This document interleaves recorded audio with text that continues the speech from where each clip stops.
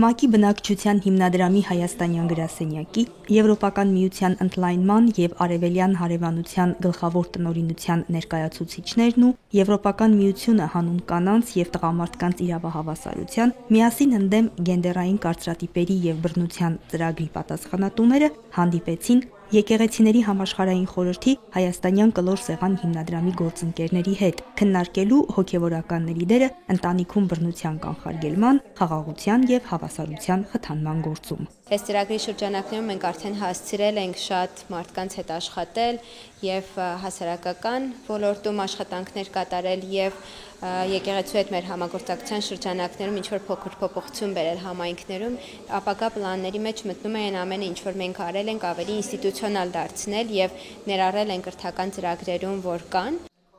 Հանդիպմանը մասնակցում էին ծրագրում ներգրավված հոգևորականներ և թեմերի սոցիալական կենտրոնների տարբեր մասնագետներ։ Հայ առաքելական եկեղեցու գործունեության մեջ մշտապես կարևորվել է սոցիալական բաղադրիչը, և ընտանիքներում առկա սոցիալ-հոգեբանական խնդիրները հաճախ լուծվում են քահանա-հայրերի մասնակցությամբ։ Հնարավորություն ենք ունեցել նախ վերապատրաստել մեր քահանա-հայրերին, սոցիալական աշխատողներին, մասնագետների միջնորդությամբ, ովքեր եղել են եւ առողջապահության ոլորտի ներկայացուցիչներ, եւ հոգեբաններ, եւ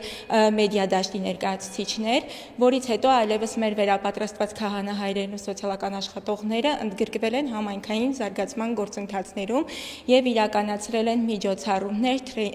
թրեյնինգներ վերապատրաստման ուղղված այլ քայլեր, որոնք որ նպաստել են ընտանիքներում բարեկեցությանը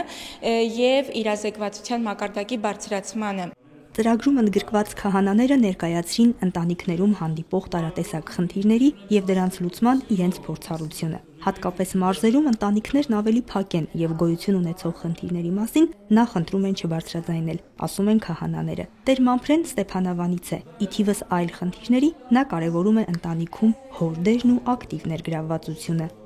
Մեզանում հայրերը ծանրաբեռնված լինելով իրենց ամենօրյա աշխատանքով երբեմն կարիք են ունենում խոսել իրենց ունեցած դժվարությունների մասին, խնդիրների մասին։ Երբեմն նաև կարիք են ունենում, որ որից է մեկ տղամարդ փորձի իրենց կողքը կանգնել հոգեհուզական, հոգեբանական եւ այլ տեսակ